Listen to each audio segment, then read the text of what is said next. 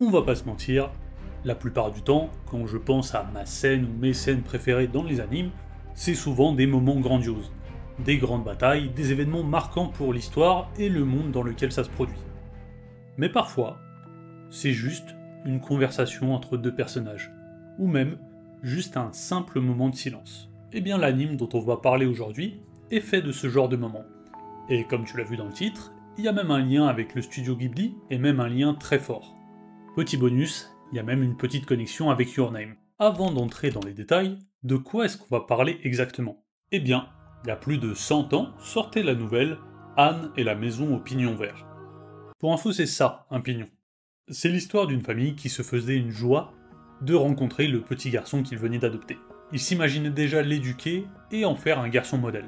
Sauf qu'à la place, le petit garçon qu'ils étaient censés adopter s'est transformé en ça. Ça, c'est Anne, 11 ans, et avec une imagination et un enthousiasme sans limite. On va donc suivre la vie de Anne, qui malgré un passé déchirant, va être littéralement au comble du bonheur au moment de découvrir l'île dans laquelle elle va passer une grande partie de sa vie. Évidemment, depuis la sortie de ce roman il y a plus d'un siècle, il y a eu quelques adaptations. J'ai dit quelques? En fait, il y en a eu beaucoup. Beaucoup d'adaptations. Dont la plus iconique, celle de 79, qui réunissait déjà ce qui deviendra plus tard les deux cofondateurs du studio Ghibli. Et à leur côté, il y avait celui qui était censé devenir leur successeur légitime, mais qui malheureusement nous a quittés. Aujourd'hui, cette œuvre considérée comme un classique, et qui rendra sans doute nostalgique beaucoup de monde, a le droit à un remake. Et donc, si t'as pas pu voir les adaptations précédentes, tu as face à toi l'occasion de t'initier à l'histoire d'Anne Shirley.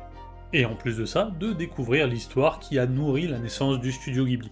On arrive donc à la première raison de regarder Anne Shirley. Et cette raison a sûrement un lien avec pourquoi Miyazaki et les autres cofondateurs du studio Ghibli à l'époque se sont intéressés à Anne Shirley. Et cette raison, elle va vraiment briller dans une scène assez banale que tu peux retrouver dès l'épisode 1, une scène d'un chemin entre la gare et la nouvelle maison de Anne. Au cours de ce simple trajet, Anne va décrire la nature et son environnement avec tellement d'énergie et d'enthousiasme que tu vas finir par non seulement comprendre, mais aussi vivre son sentiment de découverte de ce qui deviendra plus tard l'île dans laquelle elle va vivre. C'est d'autant plus marquant parce qu'au cours de ce trajet, elle est accompagnée par son nouveau père adoptif, qui lui ne comprend rien du tout. Et faut un peu se mettre à sa place. Il a passé une grande partie de sa vie sur cette île, donc pour lui c'est juste un pont, une rivière et une allée d'arbres comme il en a vu toute sa vie. Alors quand Anne, dans sa folie d'extraverti, commence à donner des noms à tous ces endroits et même leur inventer une histoire, lui qui, à première vue, paraît très réservé, va finir par étrangement partager son enthousiasme. Donc on est sur quelque chose de très contemplatif, de très basé sur le ressenti et sur les petits trucs du quotidien. Ça pourrait facilement nous faire penser à du Kiki la petite sorcière, avec ses moments de contemplation pure comme les premiers moments où elle sort de chez elle. Si en plus de ça les musiques sont faites par la même compositrice que Fullmetal Alchemist, et que le studio d'animation qui s'en occupe a aussi travaillé sur Your Name et d'autres films de Makoto Shinkai, tu vois très vite l'ambiance dans laquelle va se dérouler l'anime. Et si c'est quelque chose qui pourrait te plaire, alors n'hésite pas et fonce. La seconde raison de regarder Anne Shirley est assez ironiquement aussi la raison qui a fait partir Miyazaki de l'adaptation de 79 avant sa fin. Et cette raison n'est rien d'autre que Anne Shirley elle-même. Et je dis assez ironiquement parce que on pourrait presque croire que c'est un moule qui a servi à créer les autres héroïnes des films des studios Ghibli. Alors que littéralement, Miyazaki est parti en disant « Je déteste Anne Shirley, je vous laisse la suite ». Mais tu vois, on peut facilement retrouver des caractéristiques d'Anne Shirley dans les héroïnes des films Ghibli des années qui ont suivi. Elle déborde d'imagination et a soif de découverte, un peu comme Kiki. Elle a ce lien très proche de la nature, un peu comme San. Et elle a cette force de se battre pour ce qu'elle considère juste, de se battre pour ses valeurs, un peu comme Nausicaa. Mais en fait, il n'y a pas que Anne Shirley. Je pourrais élargir cette raison aux relations dans l'œuvre en général. Toutes les relations qu'elle a, tous les liens qu'elle va créer sont avec des personnages intéressants qui vont évoluer avec sa présence. Par exemple, ce que je trouve vraiment très beau, c'est que la mère adoptive, qui à première vue est très stricte et qui voulait clairement pas de Anne Shirley à la base, finira parfois par baisser sa garde et lâcher des petits rires à son contact. C'est un peu comme voir Levi, le personnage froid et stoïque au possible, avoir des petits moments de faiblesse et lâcher un petit sourire. Ça fait juste chaud au cœur en fait.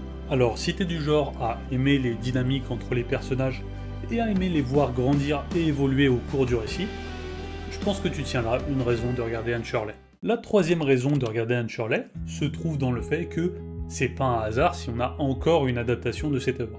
Par exemple dans Berserk, l'Âge d'Or a eu au moins 3 adaptations. Et c'est pas par hasard, c'est parce que c'est juste le meilleur arc. Est-ce que je viendrais pas à l'instant de faire un lien entre Anne, un roman canadien, et Berserk de Kentaro Miura? Peut-être bien. En tout cas, la particularité de cette adaptation, c'est qu'on va couvrir beaucoup plus de contenu que d'habitude. Pourquoi je dis ça? Parce que cet anime va adapter les 3 grandes histoires d'Anne Shirley. On va donc la voir de toute petite, à l'adolescence et à l'âge adulte.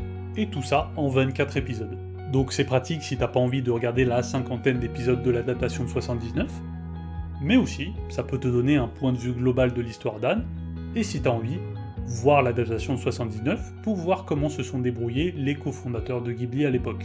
Pour résumer, t'as l'occasion de regarder l'adaptation d'un classique confirmé, qui a sans aucun doute inspiré ceux qui pourraient être tes réalisateurs préférés. C'était tout pour cette vidéo, merci d'avoir regardé jusqu'à la fin, et prends soin de toi.